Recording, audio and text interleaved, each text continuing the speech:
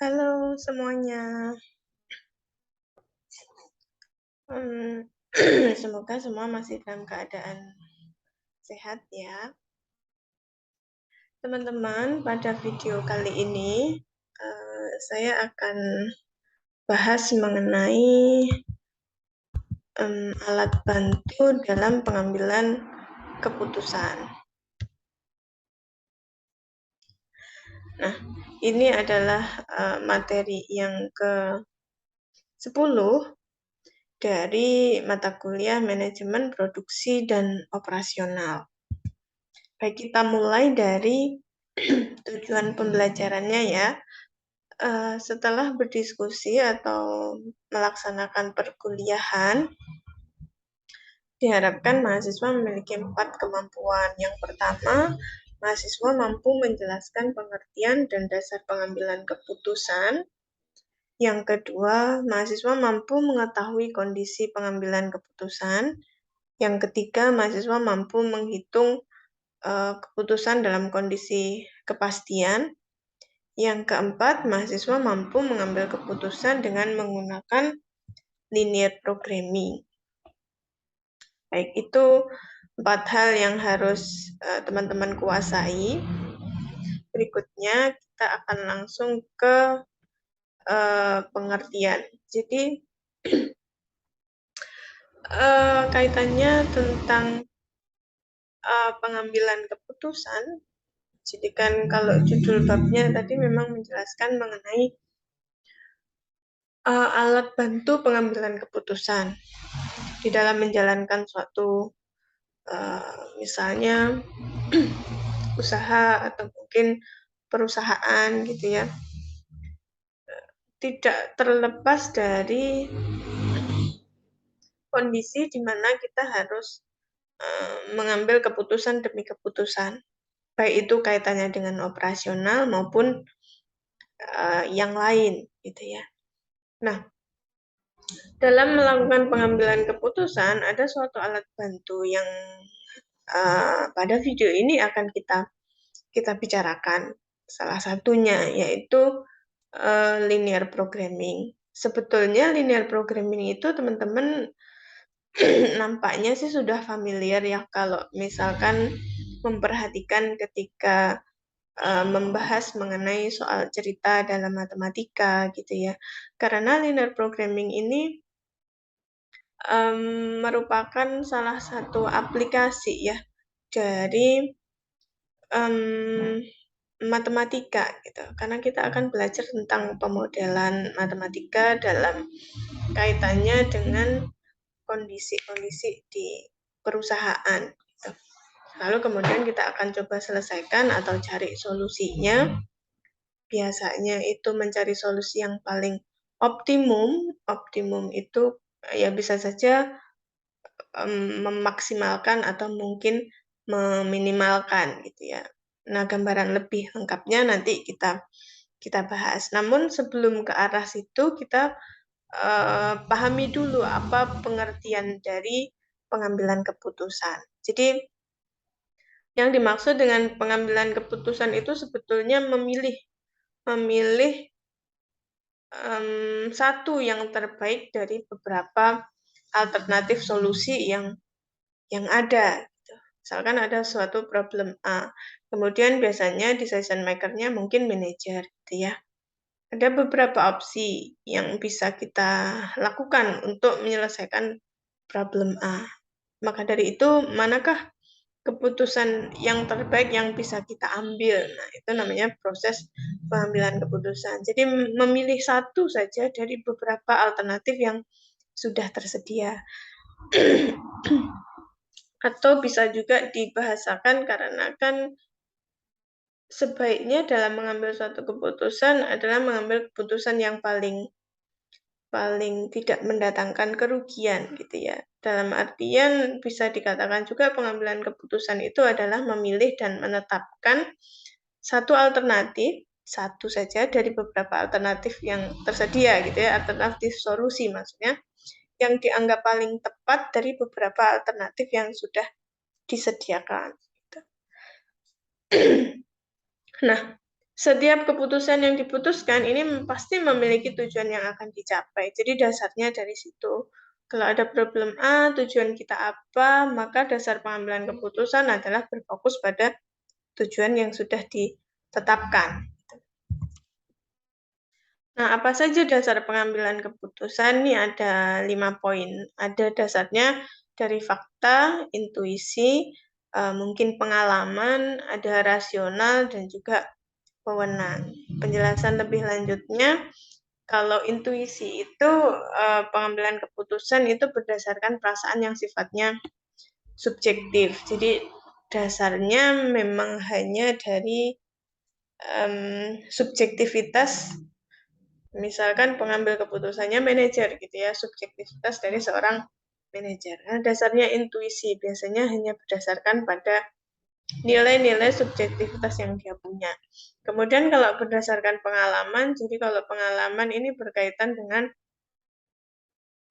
ini ya, lama waktu atau mungkin histori yang sudah seseorang punya gitu ya. Misalkan kalau kita menghadapi persoalan A, atau mungkin persoalan ini dulu sudah pernah saya hadapi persoalan yang serupa.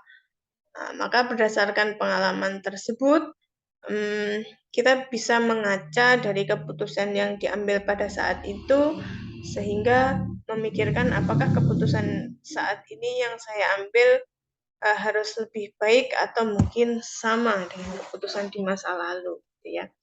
Biasanya sih dasar pengambilan keputusan kalau berdasarkan pengalaman, nah ini bisa memperkirakan baik buruknya keputusan yang dihasilkan, atau mungkin impact dari keputusan yang timbul itu apa gitu. Nah, dia bisa tahu. Nah, termasuk juga untuk memperhitungkan apakah akan mengalami kerugian ataukah tidak dari keputusan yang akan dipilih. Gitu. Nah, kalau yang ketiga ini dasarnya adalah wewenang. Biasanya dilakukan oleh pimpinan suatu perusahaan kepada bawahannya, atau mungkin oleh orang yang memiliki jabatan paling tinggi di sebuah perusahaan atau organisasi. Nah, ini hanya bisa dilakukan oleh orang-orang tertentu, gitu. Yang artinya dia punya suatu wewenang tertinggi, biasanya begitu. Nah, kemudian kalau dasar pengambilan keputusannya adalah fakta, ini biasanya adalah yang paling bisa dengan mudah diterima oleh orang lain, gitu ya. Ya kenapa? Karena dasarnya adalah fakta, kejadian yang didasarkan misalkan pada data, gitu ya. Data menunjukkan begini gitu ya. Sehingga kalau dasarnya adalah fakta-fakta yang terjadi, biasanya tingkat kepercayaan seseorang terhadap keputusan yang didasarkan pada fakta itu akan bisa diterima oleh orang lain.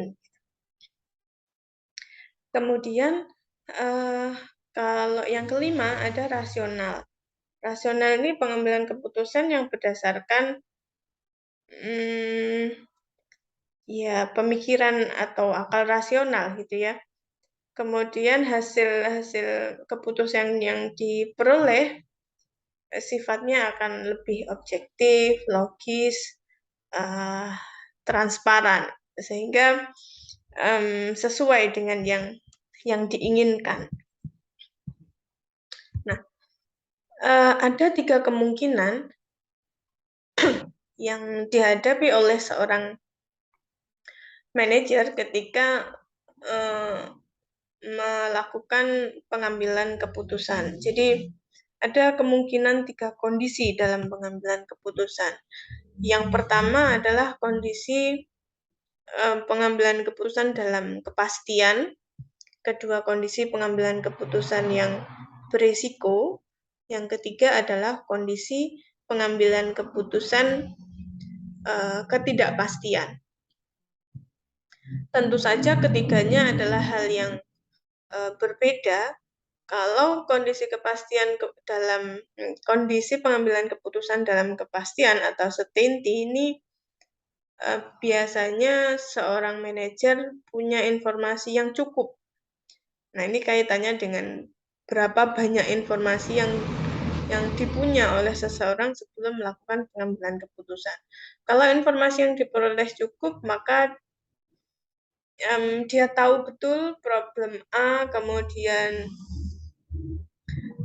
penyebabnya apa, keputusan alternatif keputusan yang dia punya apa, kemudian sadar betul setiap efek dari keputusannya apa, maka si manajer akan bisa melakukan pengambilan keputusan dengan lebih baik gitu ya. Jadi kondisi certainty ini, kondisi kepastian ini mengakibatkan keputusan yang diambil oleh seorang manajer punya kemungkinan kesalahan keputusan itu rendah karena informasinya lengkap. Tapi kalau risk dalam kondisi yang berisiko, nah ini alasannya adalah karena seorang manajer tidak punya informasi yang lengkap gitu ya. Informasinya ada, tapi mungkin tidak selengkap dengan pada saat kondisi certainty gitu ya. Kemudian akan mengakibatkan suatu resiko-resiko yang bisa dialami atas keputusan yang dia ambil. Nah, lebih tinggi lagi kemungkinan kesalahan pengambilan keputusan kalau kondisinya adalah uncertainty atau ketidakpastian. Dalam artian justru informasinya yang diperoleh seorang manajer dalam problem A gitu ya. Misalnya dia informasinya sangat minim. Sehingga tidak bisa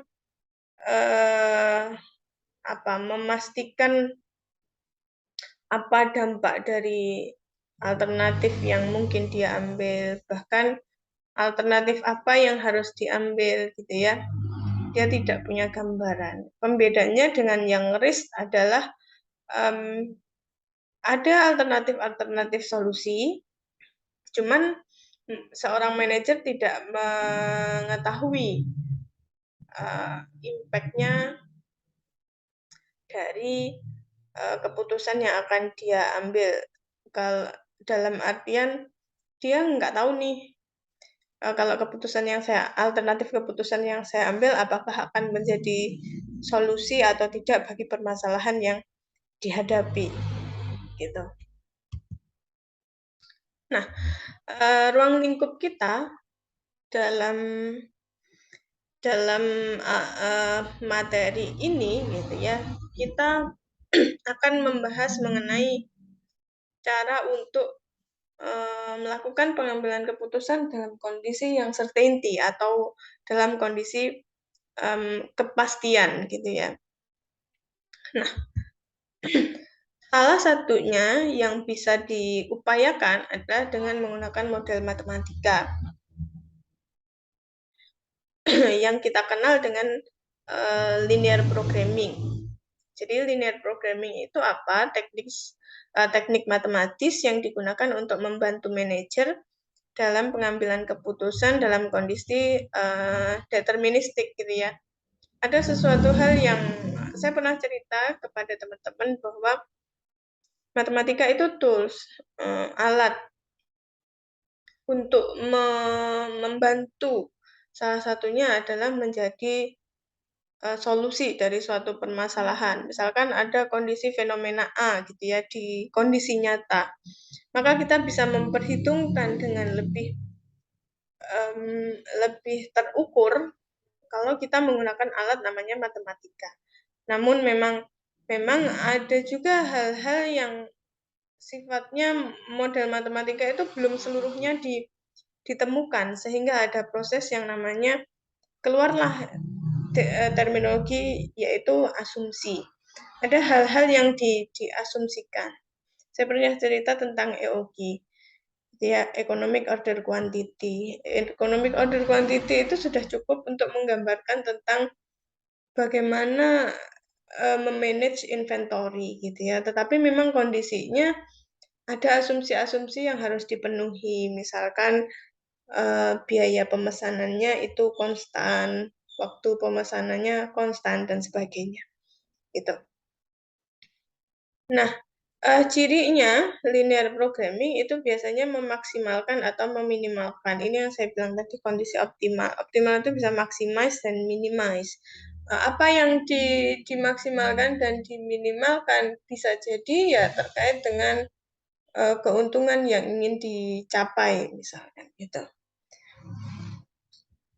Nah, kita sebelum mempraktikkan bagaimana cara menggunakan linear programming, harus mengenal dulu apa saja komponen yang ada dalam linear programming. Jadi ada 3 komponen utama dalam linear programming yang harus diketahui oleh teman-teman. Yang pertama adalah variabel keputusan, yang kedua ada yang namanya fungsi tujuan, yang ketiga ada yang namanya fungsi kendala, gitu ya. Mari kita perjelas. Kalau variabel keputusan ini merupakan suatu nilai atau ukuran dari apa namanya alternatif yang mempunyai variasi untuk setiap alternatif yang berbeda-beda gitu ya. Coba teman-teman amati poin yang ketiga di sini. Langsung saja supaya lebih mudah dipahami. Misalnya, kalau ada permasalahan terkait dengan memproduksi suatu barang, suatu perusahaan pasti kan punya produk. Misalkan produk yang dia produksi tidak hanya satu, ada beragam. Misalnya yang diangkat ada 2 jenis produk yang harus diproduksi. Katakan produk A dan produk B. Atau mungkin produk X1 dan produk X2. Nah, inilah yang disebut sebagai variabel keputusan. Hal-hal yang seperti ini misalnya X1 menggambarkan unit yang akan diproduksi dan X2 menggambarkan unit yang akan diproduksi jenis yang berbeda dengan X1 tadi. Nah, ini yang disebut dengan variabel keputusan. Kemudian ada yang namanya fungsi tujuan. Fungsi tujuan ini tujuannya apa? Misalkan mau memaksimalkan keuntungan atau mau meminimalkan biaya, gitu ya. Jadi maksimalkan keuntungan, minimalkan biaya yang harus dikeluarkan. Nah, ini namanya fungsi tujuan. Biasanya linear programming ini disajikan dalam bentuk soal cerita yang kemudian teman-teman nanti harus membuat suatu model matematikanya terlebih dahulu. Itu ya. Kemudian ada pula yang namanya fungsi kendala. Karena dalam industri atau mungkin dalam perusahaan biasanya ada batas-batas maksimum perusahaan yang yang sudah ditentukan gitu. Misalnya mau memproduksi tas, mau memproduksi sepatu gitu. Ternyata tas dilambangkan dengan X1, sepatu dilambangkan dengan X2 gitu ya. Nah, itu variabel tadi. Kemudian dalam kaitannya dengan memproduksi tas dan sepatu ini, kita ingin memaksimalkan keuntungan. Yang mana informasi yang perlu diketahui adalah ya setiap satu pieces sepatu dan setiap satu pieces tas itu berapa kontribusi keuntungan dari mereka berdua gitu ya. Setiap unit produknya itu punya kontribusi keuntungan sebesar berapa. Karena kan kita fungsi tujuannya adalah ingin memaksimalkan keuntungan gitu. Kemudian kalau dalam memproduksi tas dan sepatu butuh suatu bahan tertentu, misalnya dari kulit, gitu. Misalnya dari kulit, maka kadang-kadang perusahaan menghadapi kondisi di mana kita cuma punya bahan baku kulit itu sebanyak sekian meter. Sedangkan untuk memproduksi satu unit tas itu butuh sekian meter. Nah, dalam satu hari kita hanya boleh menghabiskan bahan kulit sebanyak sekian meter. Nah, itu adalah fungsi-fungsi kendala. Jadi begitu ya, mudah-mudahan bisa dipahami apa yang dimaksud dengan variabel, kemudian fungsi tujuan, dan juga fungsi kendala. Gitu ya. Makanya di poin ketiga ini disampaikan Fungsi kendala itu biasanya adalah suatu batasan-batasan. Nah, batasan yang ada biasanya bisa berupa kita hanya punya keterbatasan jam kerja mesin. Misalnya membuat produk tas butuh butuh suatu mesin. Dalam satu hari mesin hanya mampu beroperasi maksimum sekian jam. Kalau melampaui itu mungkin saja mesinnya bisa rusak. Nah, hal-hal seperti itu kan hal-hal yang orang bergerak dalam departemen operasional harus tahu. Atau mungkin juga batasan tenaga kerja. Dalam satu hari tenaga kerja hanya bekerja sebanyak 8 jam per hari gitu ya. Kalau bikin tas sama bikin sepatu 8 jam itu bisa menghasilkan berapa gitu. Kemudian bisa juga batasan bahan baku seperti yang saya ceritakan semula tadi, ada juga mungkin batasan dana, batasan permintaan dan lain sebagainya. Gitu ya, mudah-mudahan bisa lebih dipahami dibandingkan dengan kita hanya membaca apa yang dimaksud dengan pengertian-pengertian dari variabel keputusan, fungsi tujuan, dan juga fungsi kendala. Nah, ini adalah contoh pengaplikasian linear programming dalam kondisi-kondisi di perusahaan. Misalnya nih, yang poin teratas yang pertama, masalah produk mix. Seperti yang saya ceritakan sebelumnya. Variabel keputusannya adalah jumlah unit setiap produk yang dibuat. Misalnya punya produk A dan produk B. Tujuannya adalah memaksimalkan keuntungan. Kendalanya jam mesin beroperasi, tenaga kerja, bahan baku, dan juga permintaan. Kalau misalnya bisa juga diaplikasikan dalam perencanaan investasi nih. Variabel keputusannya biasanya jumlah dana yang ditanamkan pada alternatif investasi. Investasi kan bisa bermacam-macam. Mereka investasinya di mana? Di mana saja investasinya. Kemudian tujuannya biasanya adalah untuk memaksimalkan ROI gitu ya, return on investment atau NPV. Nah, ini fungsi tujuannya beda dengan kalau masalah pembuatan produk tadi, biasanya memaksimalkan keuntungan atau mungkin juga meminimalkan biaya gitu. Tapi kalau perencanaan investasi sih ya tujuan yang mungkin biasanya ingin memaksimalkan ROI gitu ya. ROI atau return on investment. Kendalanya bisa jadi ke jumlah anggaran dana yang disediakan untuk setiap alternatif investasi. Investasi di A hanya bisa maksimal sekian, investasi di B hanya bisa maksimal sekian. Gitu. Lalu biasanya problem yang dihadapi adalah keputusannya, apa keputusan yang akan Anda ambil. Kalau kita mau memaksimalkan ROI untuk dua jenis alternatif investasi, sementara kita hanya punya maksimal investasi di A sekian dan investasi di B sekian. Gitu. Nah, itu yang dimaksud dengan informasi tadi.